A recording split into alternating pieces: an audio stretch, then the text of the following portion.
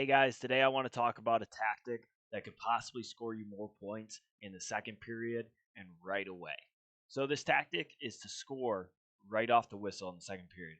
I've seen a lot this weekend at the Olympic trials, a lot of matches. These guys were just pursuing takedowns right off the whistle in the second period and being overly aggressive right away, and it was working out for a lot of them. And if they didn't score points, they at least got to legs off of them, which is half the battle of scoring points. So let's take a look at a couple examples here from guys from the Olympic trials doing this. Here's David Taylor versus Aaron Brooks. David Taylor, boom, one shot right off the whistle here. He's going to clear back out and immediately take another shot and get to the leg. Now, he's not going to score this takedown, but he's being aggressive right off the whistle and being successful getting to legs. Even off of the first attempt, he doesn't score it right, or he doesn't get to the leg, and he just goes straight back to it. Right, little half shot here. Aaron Brooks snaps him. He comes straight back up, continues the hand fight, right back in another shot. He's looking to score right off the whistle at the beginning of the second period, possibly taking Aaron Brooks by surprise. Let's look at another example. The one person I was really impressed by was Kyle Snyder off of this takedown right here. It's actually not a takedown, it's a push-out point, but he could have got a takedown here if maybe some adjustments or if this guy didn't have as good a defense.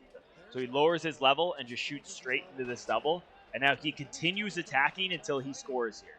He continues being aggressive until he gets that push-out right there. Let's watch that one more time. Whoops.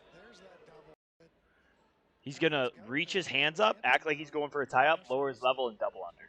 Reach his hands up, lower his level, double under. This is a really good tactic. Actually, someone who's really good at this shot is Pete Mako. He hits a really good. He'll bring his hands up like he's going to tie up, and then as soon as you reach to meet him, he'll drop his level and double into you. Let's watch this one more time. So he's going to reach his hands up, act like he's going to go up for a tie-up. There, drops his level, shoots a double leg, gets in on a good shot. And he just wasn't able to run this through, but we're going to watch the next example where someone can. Here's the last example and maybe one of the biggest takedowns of the tournament. Jason Nolf catching Jordan Burroughs by surprise. Let's watch this through here. Jason Nolf's going to lower his level and blast double him right off the mat. He ran his feet and got through and got a massive takedown that changed the way of the match. Let's watch it one more time. Lower his level, blast through him, run him off the mat. He just kept running his feet and was super aggressive. I mean, it took him 4 seconds to score 2 points here. I think the first period of this match was a lot of hand fighting, and there wasn't very many offensive attacks. And possibly Jordan Burroughs could have came out a little bit too relaxed in the second period, and now Jason Nolf catches him by surprise. You see foreigners do this a lot, not necessarily right at the start of the second period and stuff, but they'll kind of lull a guy to sleep. They'll hand fight and kind of wrestle loose and act like they're tired, and then all of a sudden they'll have a big spurt of energy.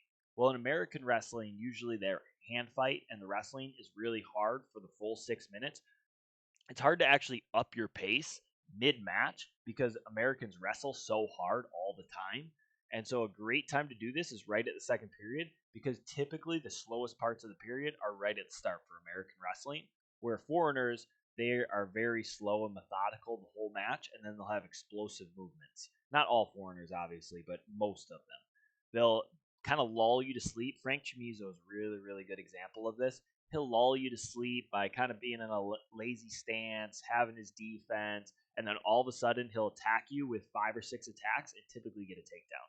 Let's watch this one more time by Jason Nolf, one of the most impressive takedowns of the tournament. Let's watch this one more time. See, even right there, he was ready off the whistle to attack here. Okay, coming back to center, Jordan Burroughs maybe thinking about some game plan stuff, not necessarily like super. I mean, I'm sure he's focused, but he's not right off the whistle. Jason Nolf, boom, lowers his level, blasts through him. I mean, it was like 2 seconds that he got this takedown. They ended up keep running it, but I mean, that's like a 2-second takedown that could change the match. Go ahead and try this out. Leave in the comments how you like it below.